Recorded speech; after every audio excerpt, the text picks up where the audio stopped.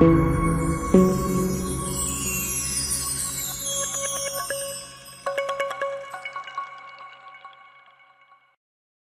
लोगों का मैं विनोद शेड़गे।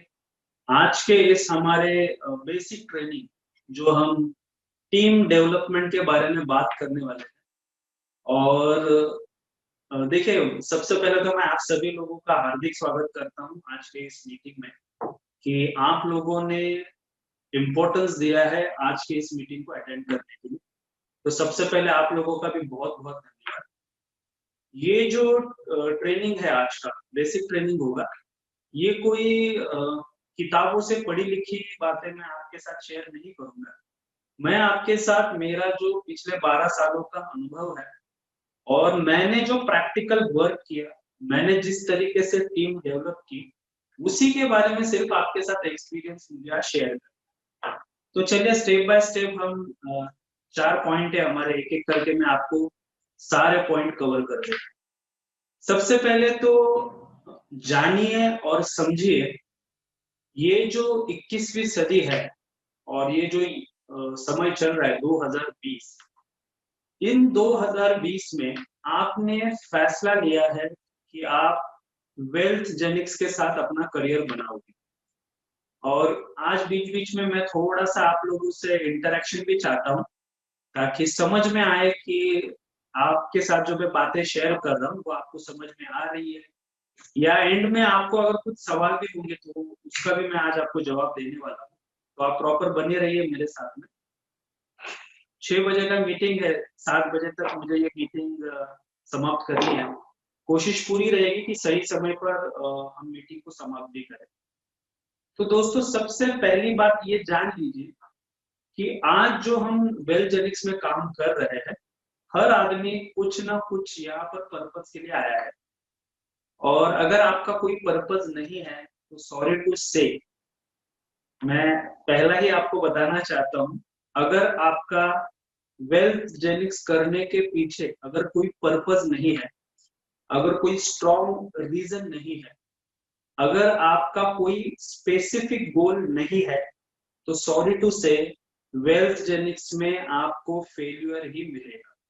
जी दोस्तों, और एक बात आप अपने पल्ले से गांठ बांध लीजिए और ध्यान में रखिए इस बात को, फेल्यूर हर इंडस्ट्री में है। वापस रिपीट करता हूं, फेल्यूर हर इंडस्ट्री में है, लेकिन हमें ऐसा लगता है कि फेल्यूर सिर्फ और सिर्फ नेटवर्क मार्केटिंग इंडस्ट्री में है। जी बिल्कुल नहीं। बहुत सारे इंडस्ट्रियलिस्ट है जो फेल हुए हैं, बहुत सारे इन्वेस्टर्स है जो फेल हुए हैं, बहुत सारे कंस्ट्रक्शन लाइन के बिल्डर्स है जो फेल हुए हैं। हॉलीवुड, बॉलीवुड, टॉलीवुड, एंटरटेनमेंट की दुनिया में लाखों लोग फेल हो चुके हैं। तो आप किसी भी क्षेत्र का, किसी भी फील्ड का नाम ले लीजिए, ऐसा कभी नहीं होगा कि उस फील्ड में लोग फेल नहीं हुए। नेटवर्क मार्केटिंग इंडस्ट्री में जैसे ही कोई लोग फेल होते हैं तो उनको ऐसा लगता है this is not my cup of T, ये मेरे टाइप वाला बिजनेस नहीं है, या फिर नहीं यार वो बिजनेस अपने स्टैंडर्ड का नहीं है, अपने लेवल का नहीं है। इस तरीके की लोग सोच रखते हैं। आज शायद आपको अजीब लग रहा होगा कि यार शुरुआत फेल्यूर से क्यों हुई आज के इस मीटिंग की, क्योंकि दोस्तों मैं चाहता हूं कि आप वेल्थ जेनिक्स के अंदर आए हो तो विनर बनकर बाहर निकले। आपके जैसे हजारों लोगों को प्रेरणा मिले आपको देखकर कि यार वेल्थ जेनिक्स को ज्वाइन करना चाहिए और सच में वेल्थ जेनिक्स में हमारा करियर बनेगा। लोगों की ये जो सोच है वो आपके ऊपर डिपेंड करती है कि आप मार्केट में जाकर किस तरीके से आपका जो परफॉर्मेंस है वो दिखाते हो। और हमेशा ध्यान में रखना, ये बात दिमाग में डाल लेना, आपके स्ट्रगल को कोई पूछता नहीं है। वापस रिपीट कर रहा हूं, आप कितना संघर्ष कर रहे हो, आप कितना स्ट्रगल कर रहे हो, ये देखने के लिए दुनिया के पास टाइम नहीं है। दुनिया के पास छोड़िए, आपके घर वालों के पास भी टाइम नहीं है कि आप कितना संघर्ष कर रहे हैं। दुनिया सिर्फ आपके अचीवमेंट को सैल्यूट करती है। ये जो दुनिया है ये दुनिया छोड़े यार, आपके घर वाले जो भी है ना, वो भी आपके अचीवमेंट को सैल्यूट करती है। तो ध्यान में रखिए, बिना अचीवमेंट के मार्केट में आपका जो भाव है वो जीरो है। तो ऐसा क्या कारण होता है कि नेटवर्क मार्केटिंग में लोग जोश में जुड़ते जरूर हैं, लेकिन बहुत ही जल्दी छोड़ भी देते हैं। आपने कई सारे लोगों को ऐसे देखा होगा। देखो, इस इंडस्ट्री में दो प्रॉब्लम है, दो मेजर प्रॉब्लम है। पहला प्रॉब्लम क्या है? लोग इसमें जुड़ते नहीं। बहुत सारे लोगों को एक्सपीरियंस होगा। आई होप मैं आप लोगों से कनेक्ट कर पा रहा हूँ। कितने लोगों को ऐसा लगता है कि ये प्रॉब्लम है, लोग हमारे साथ जुड़ते नहीं है? चैट बॉक्स में लिखिए आप लिख सकते हो यस, ताकि मुझे पता चलेगा। और शायद पता नहीं मीटिंग की सेटिंग्स क्या है, लेकिन मुझे स्क्रीन पर जी यहाँ पर लिखा है, कुछ लोगों ने यस, बहुत सारे लोगों ने लिख दिया कि लोग जुड़ते नहीं है। जी वेरी गुड, कोई बात नहीं है। अब मेरा दूसरा सवाल है, कुछ लोगों ने ये लिखा है अभी तक तो नहीं, वेरी गुड, पॉजिटिव बात है ये। जी जी, बहुत सारे लोगों ने लिखा है कि यस, ये प्रॉब्लम है, लोग इस बिजनेस में जुड़ते नहीं है, राइट। चलो दूसरा प्रॉब्लम बताता हूँ इस इंडस्ट्री का। जो लोग जुड़ते हैं, जो लोग ऑलरेडी जुड़े हुए हैं, वो लोग काम ही नहीं करते हैं। चलिए बताए कितने लोगों को ये प्रॉब्लम है? लोग तो जुड़ गए लेकिन काम नहीं कर रहे।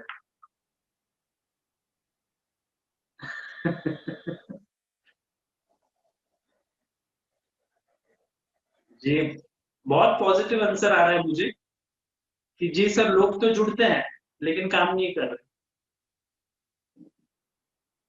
क्या बात है, आज के इस मीटिंग में ना बहुत मजा आने वाला है। और हम दोनों चीजों के ऊपर बात करेंगे कि लोग जुड़ते क्यों नहीं, और जो जुड़ते हैं वो काम क्यों नहीं कर रहे। चलिए, सॉरी मैं सबके मैसेजेस को अभी रिप्लाई नहीं दे पाऊंगा, बट हाँ मुझे ये समझ में आया कि आप मेरे साथ एग्री करते हो कि लोग इसमें जुड़ते नहीं है, ये पहला प्रॉब्लम है। दूसरा प्रॉब्लम ये है, जुड़ने के बाद लोग काम नहीं करते, राइट। तो चलिए हम लोग अभी आगे बढ़ते हैं। मैं आपको मेरा जर्नी बताता हूँ। 2008 में मैं नेटवर्क मार्केटिंग इंडस्ट्री में आया। आने के बाद पहला जो 1.5 साल था, 18 महीना, जिसमें मेरा इनकम हुआ था 1,04,000। पूरे 1.5 साल में मैंने 1,04,000 कमाया था। और कुछ लोग इनिशियली मेरे साथ में जुड़े, बट बाद में वो लोग मेरे साथ काम नहीं किए। मतलब मैंने दोनों भी प्रॉब्लम को मैंने फेस किया। इनिशियली मैं 2008 की बात बता रहा हूँ। 2008 का जो मैंने नेटवर्क मार्केटिंग किया, और 2020 में जो हम वेल्थ जेनिक्स कर रहे हैं, आपको पता है आधी लड़ाई जो है आप वेल्थ जेनिक्स के साथ आने की वजह से ऑलरेडी जीत चुके हो। आधी लड़ाई जो हम लड़ाई करते थे 2008 में, सॉरी मैं ये वर्ड इस्तेमाल कर रहा हूँ, आप थोड़ा सा इसको पॉजिटिव एंगल से ले लीजिए। लड़ाई का मतलब होता है मार्केट में जाना, कस्टमर को प्लान दिखाना, कस्टमर को आपका कॉम्पनसेशन प्लान दिखाना, प्रोडक्ट सेल करना, उससे पेमेंट निकालना, उसकी क्लोजिंग करना, राइट। 2008 में जो नेटवर्क मार्केटिंग में मैं जुड़ा था, हम जनरल प्रोडक्ट लोगों को बेचते थे। जनरल प्रोडक्ट का मतलब क्या होता था? वाटर प्यूरिफायर है, इलेक्ट्रिक का ओवन है, या फिर शर्ट पीस है, पैंट पीस है, या फिर सूट का कपड़ा है, या फिर एनर्जी सेवर है, या फिर ओजोन करके एयर प्यूरिफायर था। ऐसे बहुत सारे अलग अलग प्रोडक्ट थे जो हम बेचते थे। उस समय हमें सबसे बड़ा चैलेंज क्या आता था पता है? जब भी कोई प्रोडक्ट, फॉर एग्जांपल ये एक प्रोडक्ट है, और ये प्रोडक्ट लेकर जब मैं किसी भी घर में प्लान दिखाता था कि ये हमारे प्रोडक्ट्स है, तो कस्टमर का पहला ऑब्जेक्शन और सवाल ये आता था कि भाई तुम ये जो एग्जांपल कर लो, इसको आप वाटर प्यूरिफायर बोल लो या फिर इलेक्ट्रिक का ओवन बोल लो। जब हम ये प्रोडक्ट दिखाते थे तो कस्टमर सामने से क्या बोलता था? भाई साहब आप ये बेच रहे हो 6,990, क्योंकि वो प्रोडक्ट की प्राइस उस समय ये थी। आपको पता है क्या, ये सेम प्रोडक्ट इससे भी बढ़िया ब्रांड मार्केट में 1800 रुपए में मिलता है। अभी आप मुझे बताइए, कस्टमर सामने से क्या बोल रहा है, ये जो आप 6990 में बेच रहे हो, मार्केट में सेम प्रोडक्ट 1800 रुपए में मिलता है, आप इतना ज्यादा पैसा क्यों ले रहे हो? उस समय हम क्या समझाते थे पता है, कि सर ये जो प्रोडक्ट है ना, इसको फेंक दो आप किसी घर के कोने में, हम आपको ये प्रोडक्ट बेचने के लिए नहीं आए, हम आपको आपके लाइफ में कैसे ट्रांसफॉर्मेशन हो सकता है, आपके कैसे सपने पूरे हो सकते हैं, आपका कैसे खुद का घर हो सकता है, आपके बच्चे कैसे बाहर पढ़ाई कर सकते हैं, इन सब बातों के लिए हम आपके पास आए हैं। इस तरीके से हम ऑब्जेक्शन को हैंडल करते थे, कस्टमर को क्लियर करते थे और लोगों को जोड़ते थे। वेल्थ जेनिक्स में आप आधी लड़ाई क्यों जीत चुके हो पता है? हम जो प्रोडक्ट लेकर आए हैं, जिसमें हम लोगों को एजुकेशन दे रहे हैं, Indian stock market, forex market का बेसिक से लेकर एडवांस तक। अगर कोई भी कस्टमर बाहर इंक्वायरी करेगा किसी भी इंस्टीट्यूट के अंदर, और वो अगर 1 साल का पूरा कोर्स करने के लिए जाएगा, तो उसको ये कोर्स 6 लाख रुपए के नीचे, अगर कोई भी कितनी भी बड़ी इंस्टीट्यूट रहने दीजिए या कितनी भी दीजिए, 6 लाख रुपए के नीचे उस व्यक्ति को कोई भी ट्रेनिंग दे, इंडिया में कोई भी ऐसा इंस्टीट्यूट नहीं है जो उनको ये ट्रेनिंग दे सकता है। तो हम आधी लड़ाई इसलिए जीत चुके हैं, हमारा एडमिशन फी 8,850 रुपये, हर महीने का जो सब्सक्रिप्शन है वो है 2590।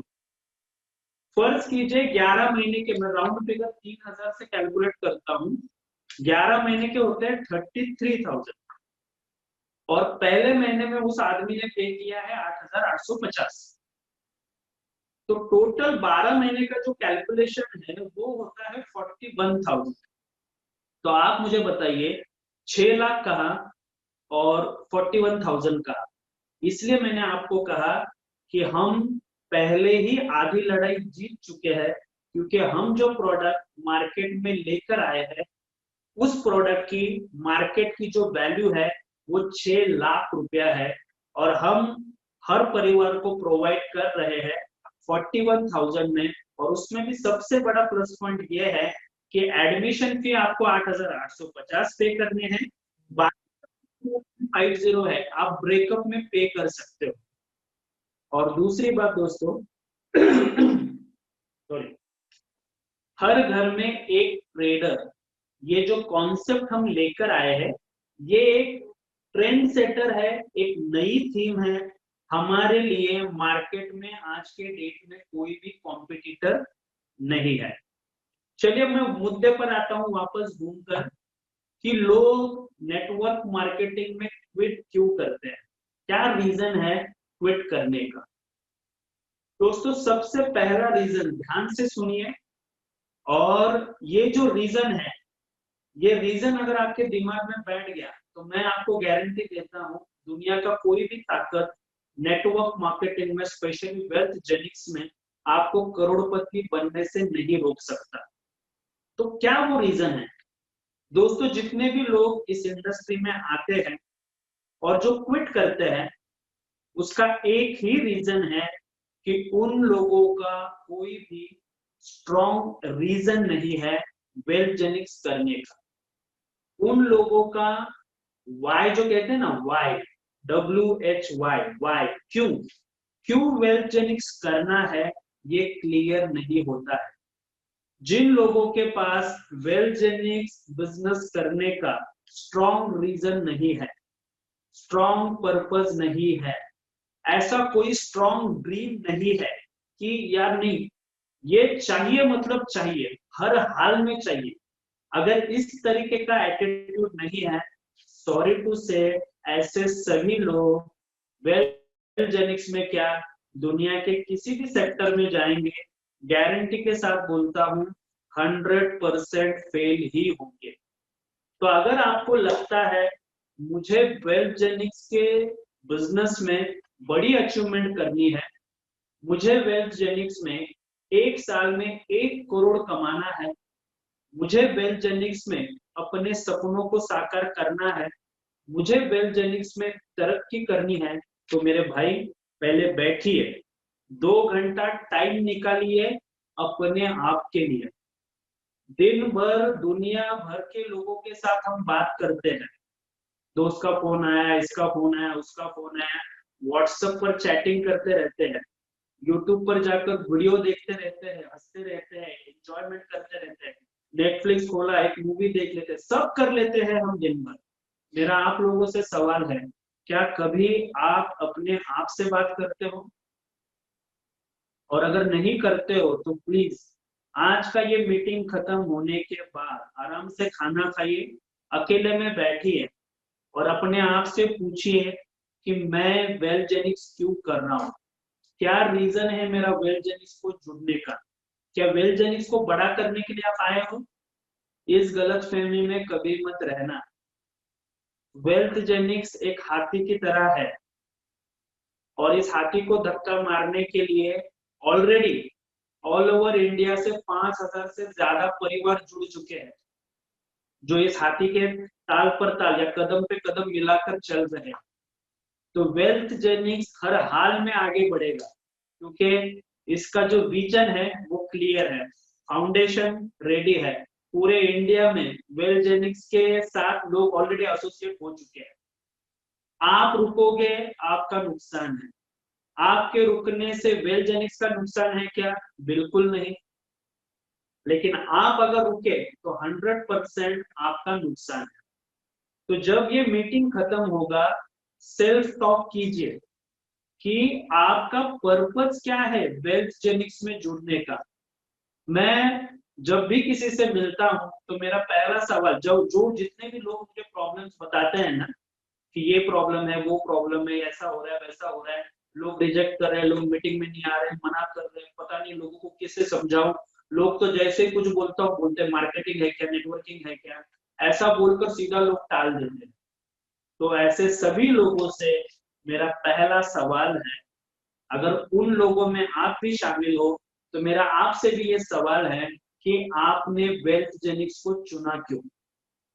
कौन रीजन है? स्ट्रॉन्ग रीजन का मतलब समझिए, स्ट्रॉन्ग रीजन का मतलब ये होता है कि अगर वो चीज आपको नहीं मिली, अगर वो आपका सपना साकार नहीं हुआ, तो आप जी नहीं सकते हो। ऐसा स्ट्रॉन्ग रीजन आपके पास होना बहुत जरूरी है। मैं जब नेटवर्क मार्केटिंग में आया था, मेरे पास एक नहीं, दो नहीं, दर्जनों भर के स्ट्रॉन्ग रीजन थे। तो स्ट्रॉन्ग रीजन होने का फायदा आपको क्या होगा वो मैं आपको बताता हूँ। अब चलते हैं जिन लोगों को हम अप्रोच करते हैं, जिन्हें हम कहते हैं कस्टमर। अब कस्टमर की पहली सी बात करते हैं। दोस्तों, इस दुनिया में जितने भी कस्टमर है, अब कस्टमर का मतलब क्या होता है?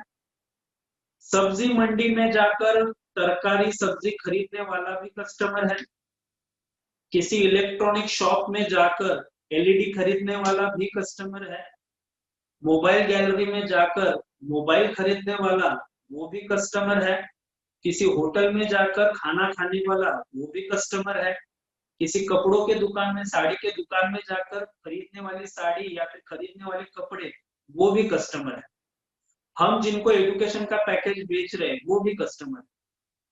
कस्टमर की आदत है, ध्यान से सुनिए इस बात को, कस्टमर की आदत है बार्गेनिंग करना और रिजेक्ट करना।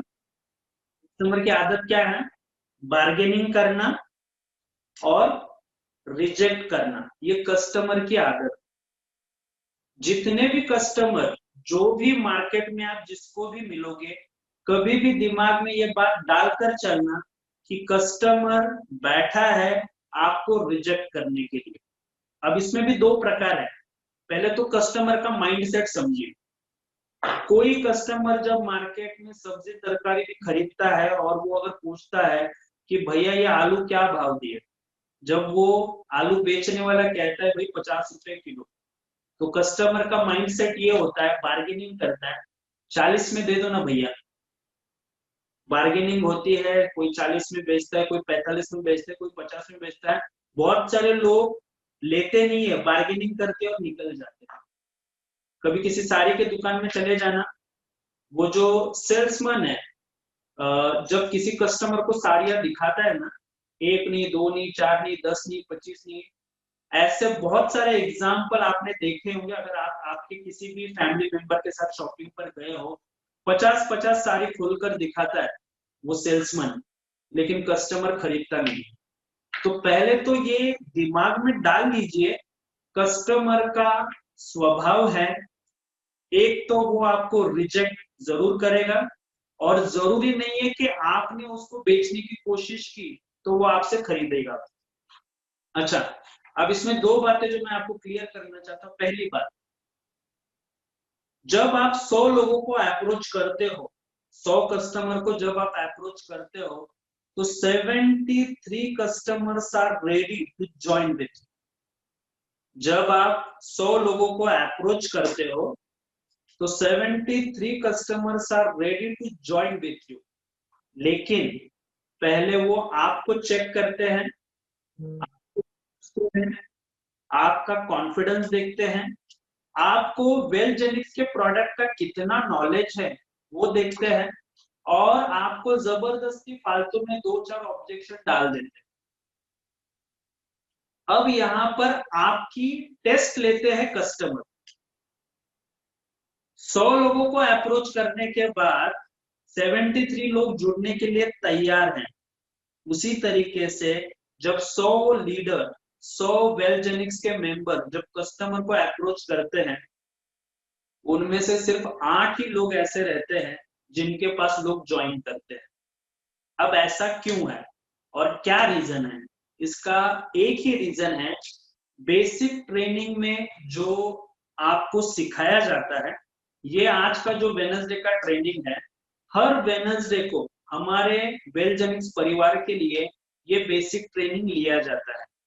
और 101 पावरफुल लीडर है जिनको अनुभव है, पूरे इंडिया में जिनका टीम बना हुआ है, ऐसे टॉप स्पीकर्स, ऐसे टॉप लीडर्स हमारे पूरे परिवार के लिए ये बेसिक ट्रेनिंग लेते हैं ऑन टीम डेवलपमेंट के ऊपर। आज आपको कसम खानी है कि ये जो वेडनेसडे का 4 बेसिक ट्रेनिंग होता है, हर ट्रेनिंग में आपको खुद को बैठना है, और जितने नए लोग आपके साथ एसोसिएट हुए हैं उनको भी इस मीटिंग के अंदर आपको बिठाना है। लोग क्विट क्यों करते हैं पता है? बेसिक ट्रेनिंग में आपको जो भी सिखाया जाएगा वो अगर आप 100% इंप्लीमेंट करते हो तो मैं आपको गारंटी दे सकता हूं, लिख कर दे सकता हूं, 100% आप सक्सेसफुल बनोगे। क्यों? ये किताबी ज्ञान नहीं है। नेटवर्क मार्केटिंग एक यूनिवर्सिटी है जो आपको प्रैक्टिकल नॉलेज देती है, और जिन जिन लोगों ने इस पर प्रैक्टिकली वर्क किया है उनके पास प्रैक्टिकल एक्सपीरियंसेस है। और इसीलिए दोस्तों कहता हूं मैं, जो भी आज बताया जाएगा, सिखाया जाएगा, 100% जितने भी लोग फॉलो करेंगे बिना खुद का दिमाग लगाए। ये जो खुद का दिमाग लगाने वाली बात है ना, ये इस बिजनेस में या फिर आपके सक्सेस में दिक्कत पैदा करती है, अड़चन पैदा करती है। तो हमारा पहला टॉपिक क्या है? सबसे पहला आज का होमवर्क है क्या? आज का पहला होमवर्क है कि जब ये मीटिंग खत्म होगा, रात को हमारा ट्रेनिंग है वो खत्म हो जाएगा, 2 घंटा बैठिए, पेपर लीजिए, पेन, और सेल्फ टॉक कीजिए कि मैं वेलजेनिक्स में जुड़ा क्यों, और अपना जो स्ट्रॉन्ग रीजन है पहले उसको ढूंढिए। अब वो स्ट्रॉन्ग रीजन क्या है वो आपको पता है कि आप वेलजेनिक्स क्यों कर रहे हो। जब तक आपके गोल्स स्पेसिफिक नहीं है कि मुझे 2021 में ये करना है, 2022 में मुझे ये खरीदना है, 2023 में मैं ये करूंगा, 2025 में मैं इंटरनेशनल टूर पे जाऊंगा विद फैमिली, ये सारी चीजें स्पेसिफिक होनी चाहिए। पहला होमवर्क आज आपका ये है कि वेलजेनिक्स में जुड़ने के पीछे आपके रीजन क्या है। 2021 में आप क्या करना चाहते हो, 2022 में क्या करना चाहते हो, 2023 में क्या करना चाहते हो, 2024 में क्या करना चाहते हो, 2025, 5 साल में आपको क्या हासिल करना है, विथ डेट, आपको स्पेसिफिक आप लिखने हैं। जितने भी हमारे रैंक अचीवर्स थे, और हमारा लास्ट इवेंट हुआ था 4 अक्टूबर को, तो हमने सर्टिफिकेट के साथ साथ एक गोल बुक भी दिया हुआ है। मैं सभी लीडर से रिक्वेस्ट करूंगा कि वो जो गोल बुक है उसका स्नैप लेके या उसका फाइल बनाकर आप आपके टीम को भी उसको प्रोवाइड कर सकते हो। तो देखिए, ये बिजनेस में जीतना बहुत आसान है, लेकिन जीतने के लिए कुछ चीजें हैं जो आपको कंपलसरी करनी ही पड़ेगी, at any cost, without any excuses. जितने भी लोग एक्सक्यूजेस देते हैं, जितने भी लोग बहाना देते हैं, जितने भी लोग बहाना बनाते हैं, वो जिंदगी में पैसा नहीं बनाते हैं। और जितने भी लोग बहाना नहीं देते हैं, वो जिंदगी में हमेशा पैसा बनाते हैं, पैसा कमाते हैं और सक्सेसफुल बनते हैं। तो माय डियर फ्रेंड्स, आज का आपका पहला टास्क ये है, आप बैठोगे, सेल्फ टॉक करोगे, आने वाले 5 सालों में आपका क्या एक्सपेक्टेशन है वेलजेनिक्स के बिजनेस डेवलप करने के पीछे, वो आपके पास राइटिंग में चाहिए। चलिए आगे बढ़ते हैं, पॉइंट नंबर 2। दूसरा पॉइंट, आज आपको लिस्ट बिल्डिंग करनी है। लिस्ट बिल्डिंग का मतलब क्या होता है? एक व्यक्ति, एक आदमी एवरेज 200 लोगों को जानता है, ये सर्वे है। आपको क्या करना है, एक फर्स्ट क्लास डायरी लेना है। जैसे यहाँ पर ये एक डायरी है, थैंक्स टू गोवा टीम, जिन्होंने ऑफिस के इनॉग्रेशन के दिन ये डायरी गिफ्ट की थी, और उन्होंने ये भी कहा था कि इसमें 100 करोड़पतियों का सर हमें फोटो लगाना है with their name and there state and city. और मैंने भी उनको कहा था कि 8-10 गोवा के लीडर थे कि आप लोगों का भी फोटो यहाँ पर चाहिए इस डायरी का। तो दोस्तों, सबसे पहला काम क्या कीजिए, एक अच्छी सी पावरफुल, मतलब पावरफुल इन द सेंस जो दिखने में क्या कहते हैं उसको यार, वर्ड, एकदम प्रॉपर एक डायरी ले लीजिए। आपको 200 लोगों का नाम लिखना है। कितने लोगों का? 200 लोगों का मिनिमम। अगर आपके मोबाइल में 500 से ज्यादा नाम है, तो 500 से ज्यादा लोगों के नाम आप एक एक पेज पर ना एक ही नाम लिखना। अब एक पेज पर एक ही नाम क्यों लिखना है, और ये लिस्ट बनाने से फायदा क्या होगा, पहले तो वो समझ लीजिए। लिस्ट बनाने का फायदा क्या है? कुछ लोग लिस्ट बनाते नहीं है। ऐसे लोग वेलजेनिक्स में जुड़ने के बाद 2 हफ्तों के बाद ही सिस्टम से बाहर निकल जाते हैं, और उनको ऐसा लगता है कि मैंने गलती कर दी, मैं वेलजेनिक्स में जुड़ गया, कोई भी मेरे साथ जुड़ नहीं रहा। ऐसा क्यों होता है पता है? जो लोग अपनी डायरी बनाते नहीं है, वो क्या करते हैं, सिलेक्टेड 2, 4, 5 लोगों को मीटिंग के लिए इनवाइट करते हैं।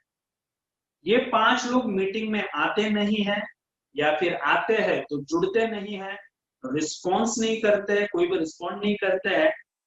तो जो वेलजेनिक्स में जुड़ा हुआ है, उसको ऐसा लगता है यार मैंने 5 लोगों को बताया, एक भी बंदा जुड़ा नहीं, इसका मतलब वेलजेनिक्स का जो बिजनेस है वो ठीक नहीं है, कुछ तो गलत है, और इसीलिए लोग मेरे साथ नहीं जुड़ रहे हैं।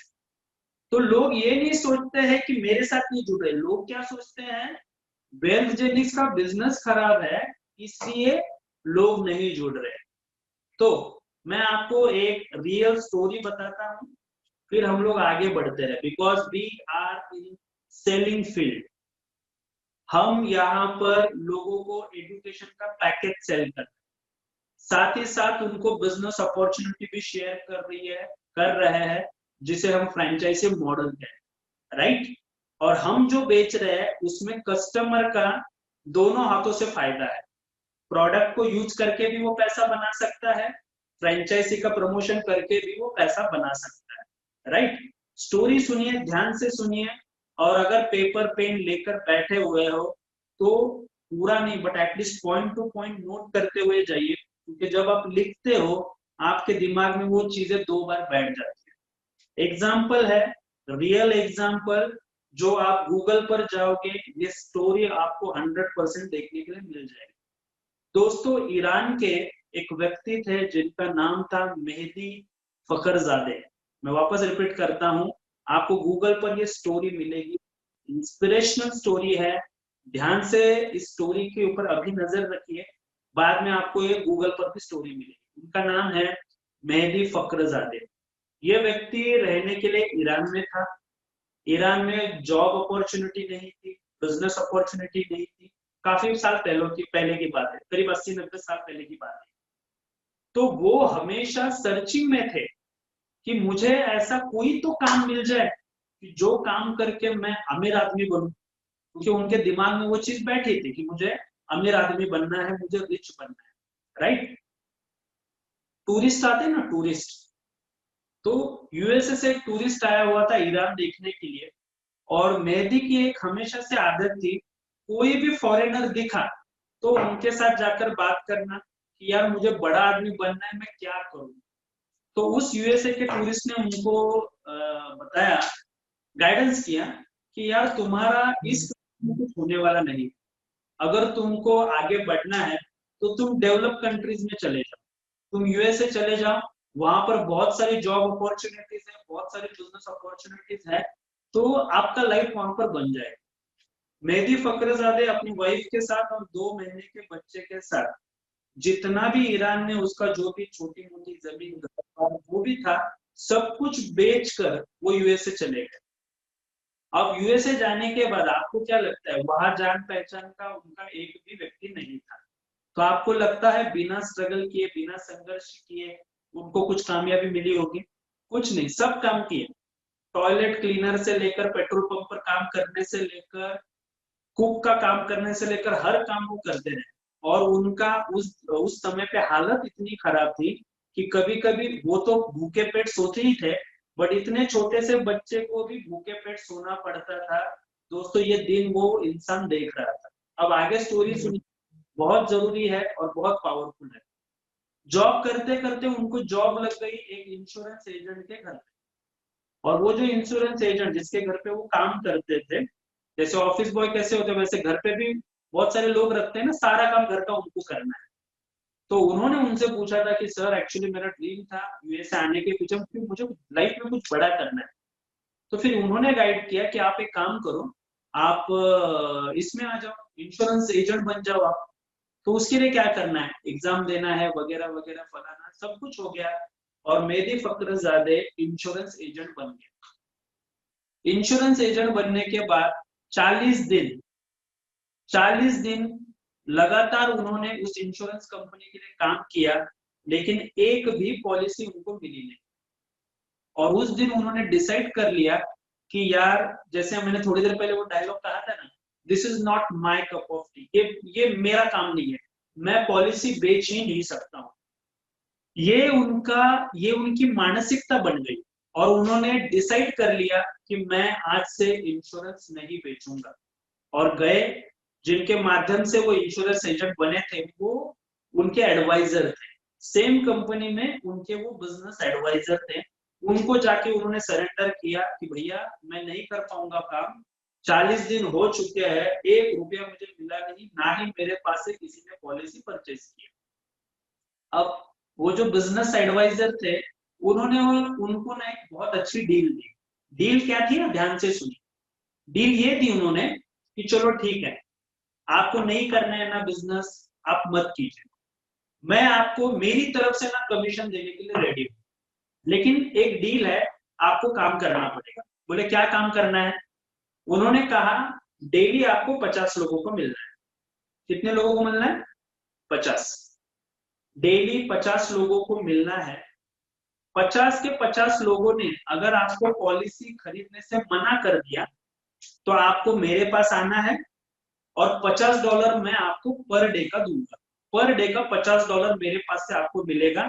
सिर्फ आपको 50 ना सुनना है, 50 ना सुनो, 50 लोगों को मिलो, उसने अगर आपको बोला हमको पॉलिसी नहीं खरीदनी है, आपको मेरे पास आना है, मैं आपको $50 दे दूंगा। तो उस वक्त मेहदी फखरजादे को ये डील बहुत अच्छी लगी, क्योंकि उस जमाने में लोग महीने का $50 कमाते थे। $50, $100 मतलब बहुत बड़ी बात थी। तो वो खुशी खुशी रेडी हो गया, और नेक्स्ट डे उनका जर्नी स्टार्ट हो गया कि चलो 50 लोगों को मिलना है, इंश्योरेंस लोगे, यही पूछना है, अगर मना कर दिया तो सीधा सर के पास जाना है और उनसे $50 लेना है।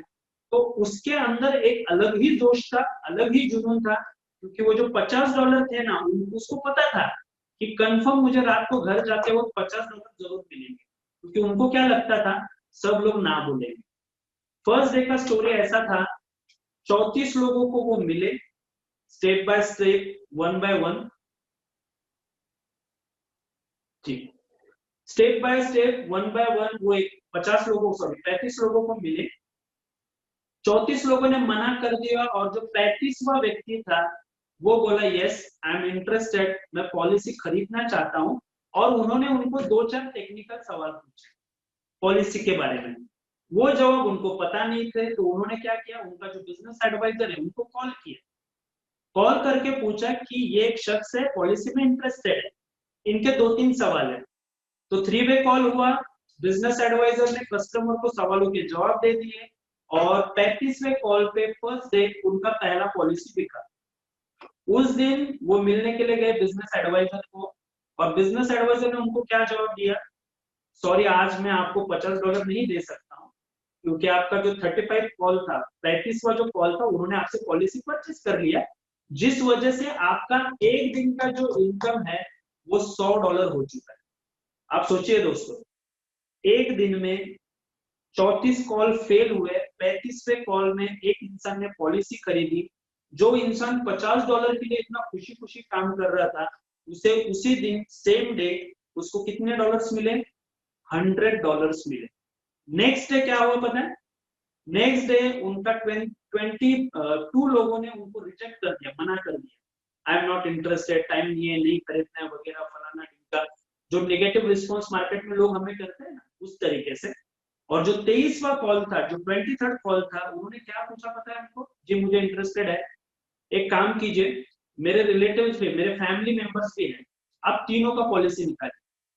नेक्स्ट डे मेहदी फखरजादे का जो इनकम था वो $50 तो नहीं हुआ, क्योंकि वो शर्त हार गए ना सेकेंड डे में, लेकिन उनका नेक्स्ट डे का जो इनकम था वो $200।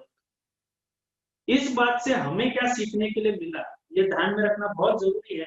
जो लोग इंश्योरेंस फील्ड से बिलोंग करते हैं ना, उनको पता है कि मेहदी फखरजादे कितना बड़ा नाम, करोड़ों रुपए का उनका एसेट बन चुका है। जो ड्रीम देखकर वो यूएसए गए थे, वो सारे सपने वो साकार कर चुके हैं। उनका जो नेट वर्थ है वो कई बिलियंस में है। आप गूगल पर जाओगे तो आपको सारा उनका डिटेल्स में देखने के लिए मिलेगा, और वो जो स्टोरी है वो भी आपको मिलेगी। इतना ही नहीं, बाद में उन्होंने एक बुक लिखा, और उस बुक का नाम है nothing is impossible. Best seller book बन गई वो। बुक का नाम है नथिंग इज इम्पॉसिबल। तो दोस्तों, हम भी सेलिंग स्किल्स में हैं। 4 लोगों को, 5 लोगों को या 10 लोगों को नेटवर्क मार्केटिंग का बिजनेस दिखाने से नहीं चलेगा।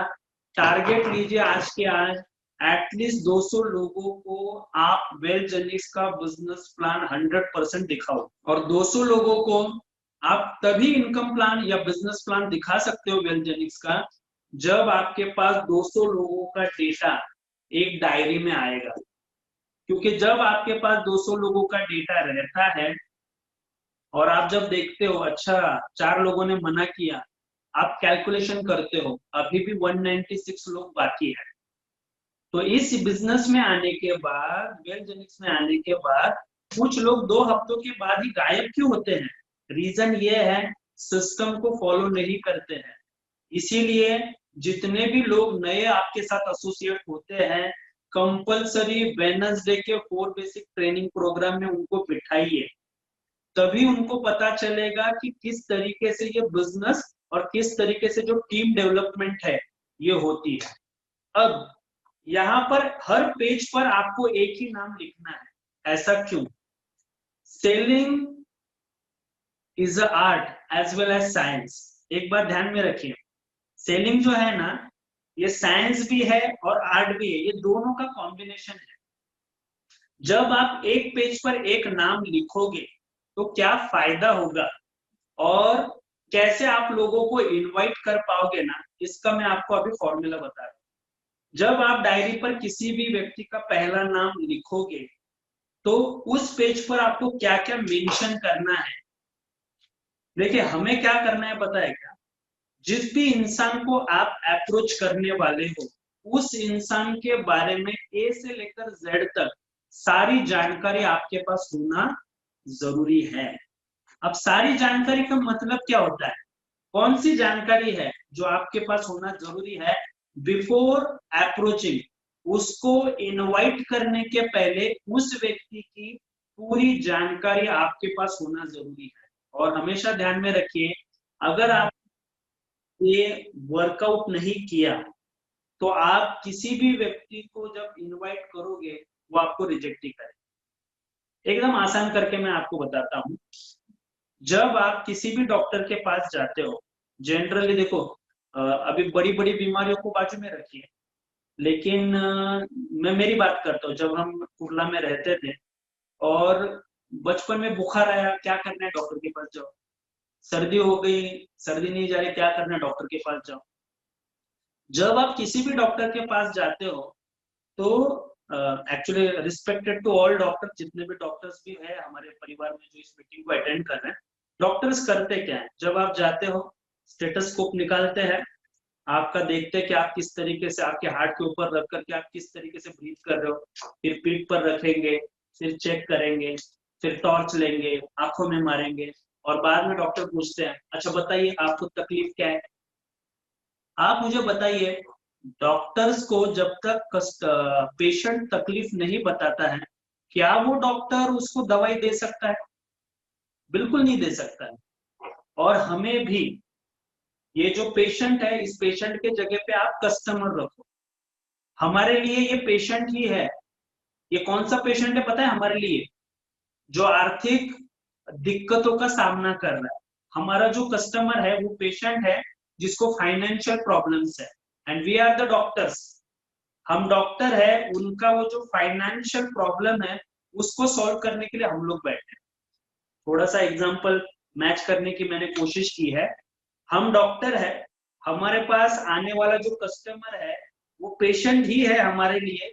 सिर्फ वो फर्क ये है कि हमारे पास आने वाला जो कस्टमर है उसके पास कुछ ना कुछ फाइनेंशियल लाइबिलिटीज है और हमें वो ठीक करनी है, हमें वो दूर करनी है। सेम रोल प्ले करना है। डॉक्टर हेल्थ की बीमारी ठीक करते हैं, हम फाइनेंस की बीमारी को ठीक करने वाले डॉक्टर हैं। इसीलिए उनकी पूरी जानकारी आपके एक पेज में आना जरूरी है। जो भी कस्टमर को आप अप्रोच करोगे उसकी, जैसे कि क्या क्या आना चाहिए।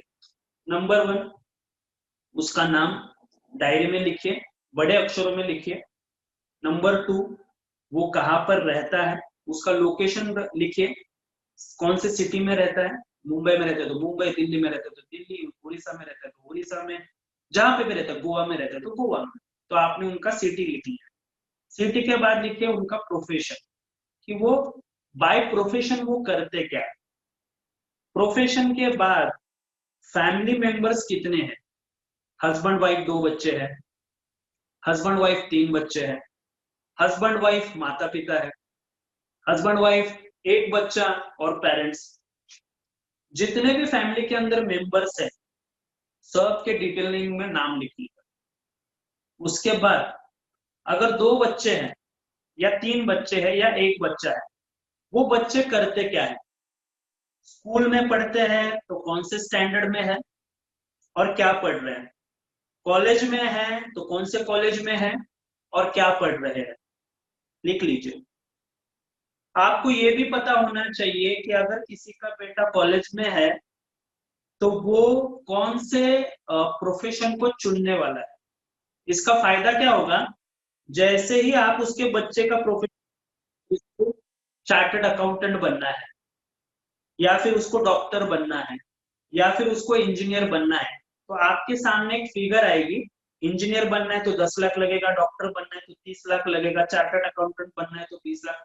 whatever, आपको वो पता होना बहुत ज्यादा जरूरी है। फिर लिखिए वो जहाँ पे रहता है वो घर उसका खुद का है या भाड़े से है।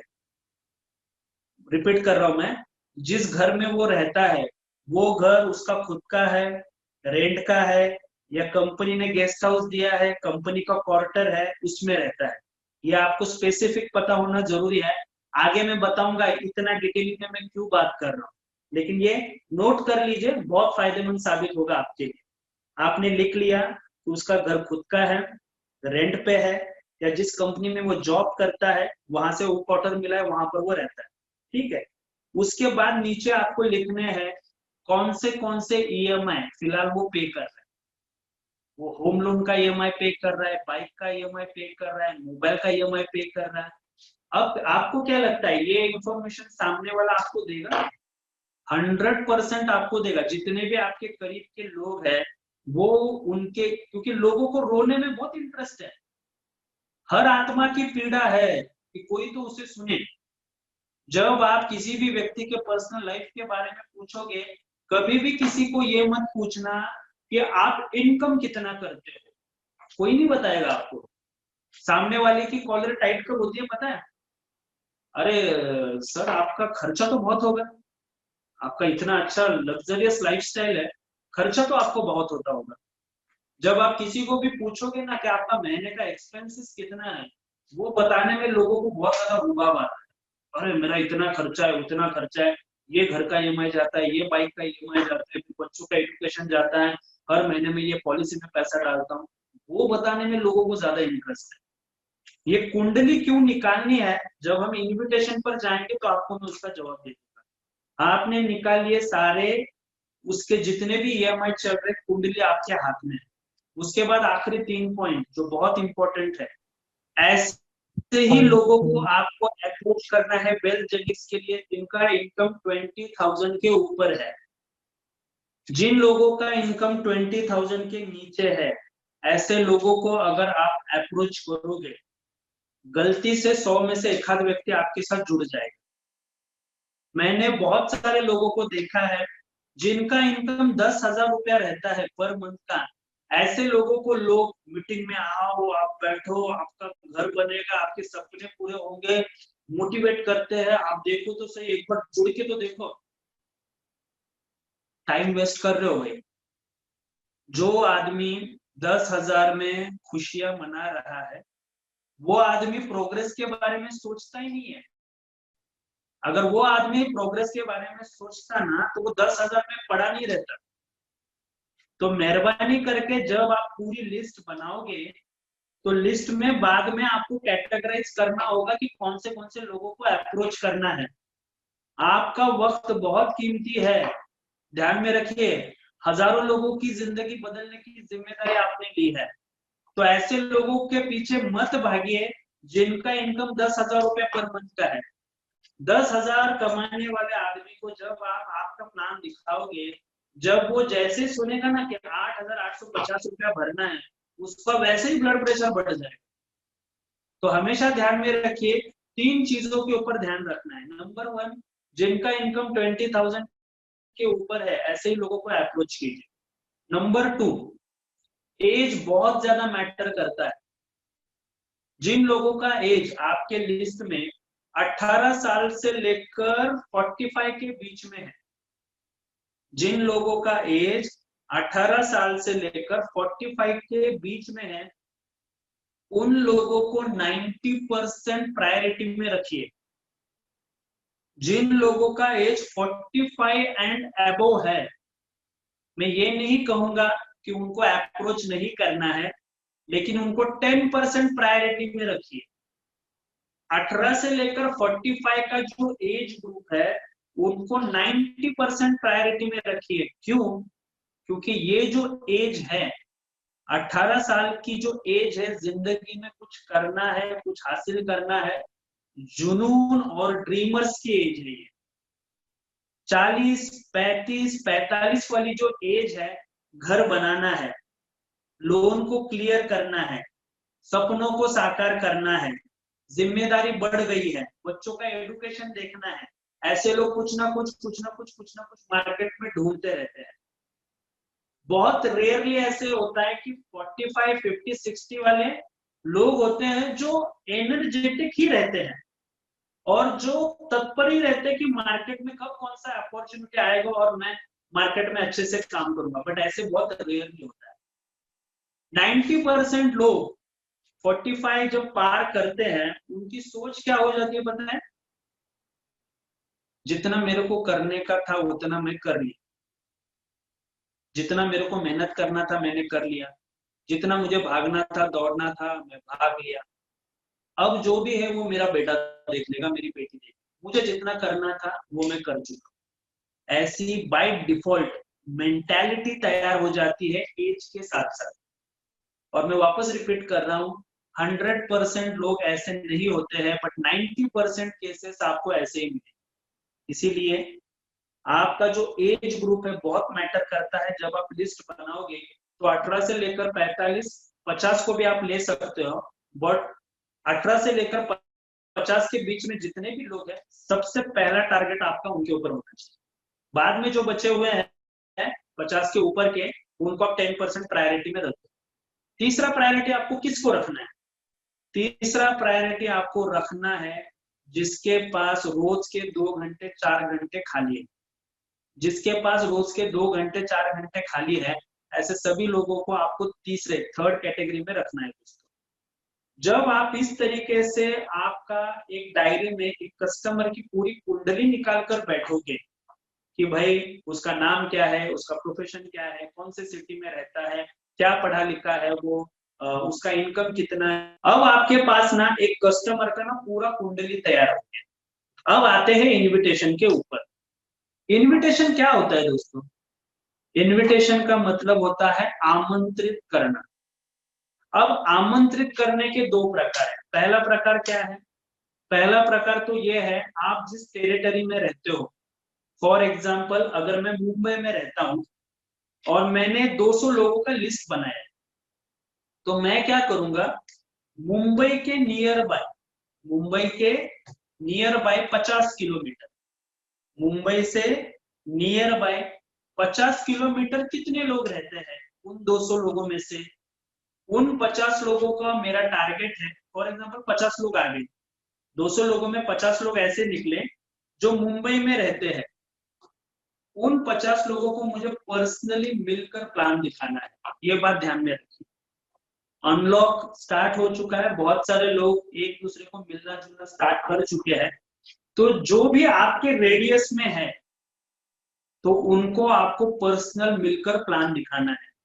आपको प्लान दिखाना नहीं आता है, आपके जो अपलाइन है उनको साथ में ले जाइए और प्लान दिखाइए। अगर आपके अपलाइन आपको साथ नहीं दे रहे, आप उनको मिलिए। यूट्यूब पर हमारा वीडियो है, मोबाइल ऑन कीजिए, उसके बाजू में बैठिए, वो वीडियो उनको भी देखने दीजिए, आप भी खुद देखिए। अगर आपके पास आपका लैपटॉप है तो लैपटॉप में देखिए, लेकिन ध्यान में रखिए ऑफलाइन ऑनलाइन दोनों का कॉम्बिनेशन है इस बिजनेस के अंदर। ऑनलाइन भी काम करना है, ऑफलाइन भी आपको काम करना है। अब यहाँ पर बात ध्यान में रखिए, बचे हुए जो 150 लोग हैं, इन 150 लोगों को आपको इनवाइट करना है। ये जो 150 लोग हैं उनको आपको इनवाइट करना है। अब इनवाइट करने का सही तरीका क्या है वो समझ लीजिए।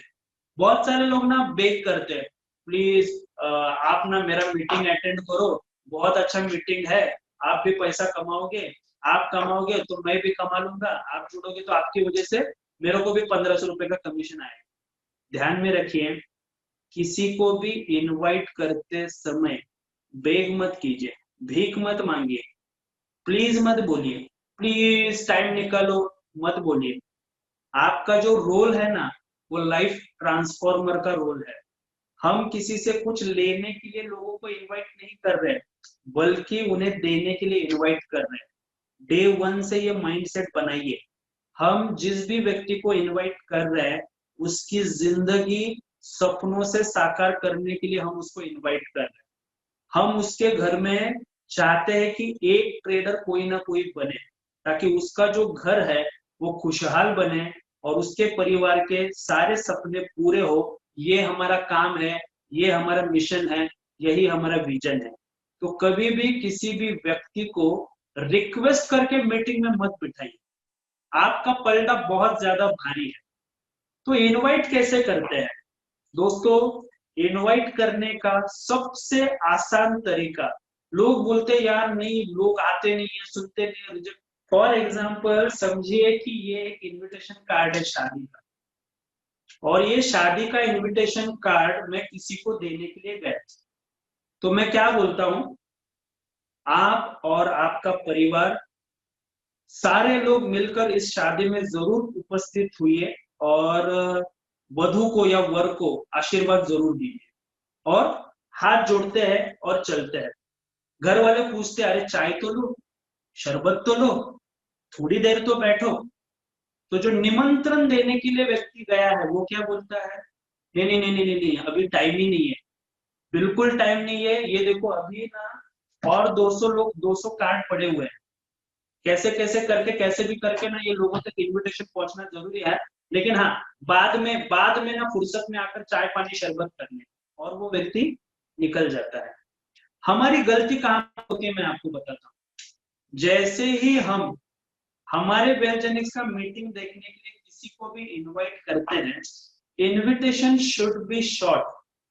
एक लाइन में, एक सेंटेंस में आपको लोगों को इनवाइट करना है। इनविटेशन लेंदी नहीं होना चाहिए, ये लंबा चौड़ा इनविटेशन। जैसे कि कुछ लोग इनवाइट करते हैं, अच्छा भैया क्या कर रहे हो आज? कुछ नहीं, आप बताइए, हम तो बैठे हुए हैं, रात को 9 बजे हमारा एक बिजनेस मीटिंग है, उसको अटेंड कर लीजिए। सामने से एक सवाल आता है, कौन सा मीटिंग है? तो ये बोलता है वेल्थ जेनिक्स का मीटिंग है। सामने वाला सवाल पूछता है, अच्छा वेल्थ जेनिक्स क्या है? ये बोलता है कंपनी है। कहाँ की कंपनी है? ये बोलता है थाने की इंडियन कंपनी है। क्या काम करती है? लोगों को सिखाती है। कितना पैसा लेते हैं? अरे ज्यादा नहीं, 8,850 लेते हैं। अच्छा उसमें क्या मिलता है? कुछ नहीं, आपको सिखाया जाता है। उससे क्या फायदा होता है? आपको ट्रेडिंग करना होता है। ट्रेडिंग करने के लिए पैसा लगता है क्या? हाँ जी बिल्कुल लगता है। कितना पैसा लगता है? आपकी मर्जी, 50,000, 5 लाख। इस तरीके से वो व्यक्ति इनवाइट करते समय पूरा प्रोसेस बता देता है, और उस व्यक्ति को कुछ पल्ले नहीं पड़ता है। उस व्यक्ति के दिमाग में एक ही बात जाती है, अगर मैं इसके साथ मीटिंग में बैठा तो ये मेरा 8,850 रुपए निकाल कर लेगा। समझने की कोशिश कीजिए, मैं वो जो शादी का इनविटेशन कार्ड था उससे कनेक्ट करता हूँ आपको। हम गए शादी को इनवाइट करने के लिए, और वहां पर उन्होंने पूछा हो गया सब अरेंजमेंट? तो निमंत्रक ऐसा बोलता है क्या सब अरेंजमेंट हो गया है, हॉल डिसाइड हो गया है, मंडप वाले को हमने बता दिया है, डेकोरेटर वाले को हमने बता दिया है, हलवाई वालों को हमने स्पेशली करके बोला है अलग अलग प्रकार की 10 मिठाई बनाना। दूल्हे का जो सूट है वो तो हमने ऐसे सिलवाया है, ऊपर पूरा एम्ब्रॉयडरी करके रखा हुआ है। और दुल्हन का जो जोड़ा था ना वो स्पेशली हमने बरेली से मंगवाया है, बहुत पावरफुल है। उसका जो कलर है ना वो दुल्हन के जोड़े का कलर, ऐसा रेड आपने जिंदगी में नहीं देखा होगा। फिर हमने डीजे रखा हुआ है, बारात भी बहुत शानदार होने वाली है, ऐसी शादी होने वाली है आप देख नहीं पाओगे। घोड़े भी आने वाले हैं नाचने के लिए, डीजे भी लगने वाला है, डांसर्स भी हम लोग बुला रहे हैं, बहुत कुछ करने वाले हैं। ऐसा कोई बोलता है क्या? और यही हमारी सबसे बड़ी गलती है इनवाइट करते वक्त। तो इनवाइट करना क्या है, आपने उसकी कुंडली निकाली थी ना, आपने डायरी में पढ़ना है, मुझे अभी इनवाइट करना है, और फर्स्ट नाम में एक नाम आ गया अजय माथुर। तो मैंने पूरी कुंडली पढ़ ली अजय माथुर की, और मुझे एक जवाब मिल गया कि अजय माथुर का ईएमआई जाता है महीने का 35,000 रुपया। तो जब मैं अजय माथुर को कॉल करूंगा तो अजय माथुर को मैं ये नहीं बोलूंगा कि बिजनेस मीटिंग अटेंड करो। अजय माथुर को मैं बोलूंगा कि तेरा भाई तू ये जो 35,000 का ईएमआई हर महीने पे कर रहा है, मैं एक ऐसा प्रोजेक्ट जानता हूं जहां से तेरा ये 35,000 का मामला सॉल्व हो सकता है। 6 महीने के बाद तेरा जो ईएमआई है, ये जो तेरे ऊपर जो बर्डन है वो खत्म हो जाएगा। अब वो पूछेगा क्या है, जवाब मत दो। बोलो मैं बिजी हूँ, मैं तुझे बाद में कॉल करूंगा, और फोन को रख दो। क्या करना है? अजय माथुर को मैंने कॉल किया, बोला तेरा 35,000 का ईएमआई का मेरे पास सॉल्यूशन है। वो पूछेगा बता क्या करना है। अरे बोलना नहीं नहीं नहीं, रुक जा, मुझे एक अर्जेंट कॉल आ रहा है, तेरे को बाद में फोन करता हूँ। फोन करो ही मत आप, मत करना फोन। अगर सामने से उसका फोन नहीं आया ना, तो आप जो बोलोगे वो मैं हार जाऊँ। कस्टमर को आपके प्रोडक्ट में इंटरेस्ट नहीं है, कस्टमर को आपके प्लान में इंटरेस्ट नहीं है, कस्टमर को सिर्फ एक ही चीज में इंटरेस्ट है, उसके पर्सनल प्रॉब्लम्स। कस्टमर को सिर्फ एक ही चीज में इंटरेस्ट है, उसके पर्सनल फाइनेंशियल प्रॉब्लम्स। जब आप किसी भी कस्टमर के साथ उसके फाइनेंशियल प्रॉब्लम के सॉल्यूशन के लिए बात करोगे, सामने से आएंगे, मीटिंग भी अटेंड करेंगे और आपको वो ज्वाइन भी करेंगे। तो जब आप किसी भी व्यक्ति का कुंडली निकाल रहे हो, इसीलिए मैंने आपको कहा था हर कस्टमर का डिटेलिंग करो, हर कस्टमर का डिटेलिंग चाहिए। फॉर एग्जाम्पल, मैंने दूसरा एक कैंडिडेट है, दूसरा कस्टमर है जिसका नाम है विजय चौहान, और मुझे अब उनको कॉल करना है। विजय चौहान की जो एज है वो 48 है, और उनकी जो लड़की है ऑलमोस्ट 25 की हो चुकी है। तो जाहिर सी बात है, हमारे रीति रिवाजों के हिसाब से 25 साल से लेकर 30 साल के बीच में लड़कियों की शादी होती है। तो जब लड़कियों की शादी होती है तो पैसा लगता है, 10 लाख 15 लाख 20 लाख कॉमन खर्चा है एक शादी के लिए। तो जब मैं विजय चौहान सर को कॉल करूंगा तो मैं बोलूंगा, विजय सर, हमारी दीदी के शादी के लिए आपने उस दिन मुझे कहा था कि बजट है 12 लाख रुपए का। मेरे पास एक प्रोजेक्ट आया है जिस वजह से ये 12 लाख का फायदा, क्योंकि आपका नेक्स्ट ईयर का प्लानिंग है, आपको ये 12 लाख रुपए के लिए ना हेल्प हो सकती है। अब आपको जैसे ही आपने उसको बताया कि 12 लाख रुपए के लिए आपको हेल्प हो सकती है, सामने से पहला क्वेश्चन क्या आएगा? अरे बता बता जल्दी बता, क्या है, क्या क्या सोल्यूशन है? इमीडिएटली बोलो यार एक अर्जेंट कॉल आ रहा है विजय सर, मैं ना आपको बाद में फोन करता हूँ, और फोन रख। अब आपने क्या किया है, ना वेल जेनिस का नाम लिया, ना ट्रेडिंग का नाम लिया, ना एजुकेशन का नाम लिया, ना कितना पैसा भरना है, आपने कुछ बोला ही नहीं।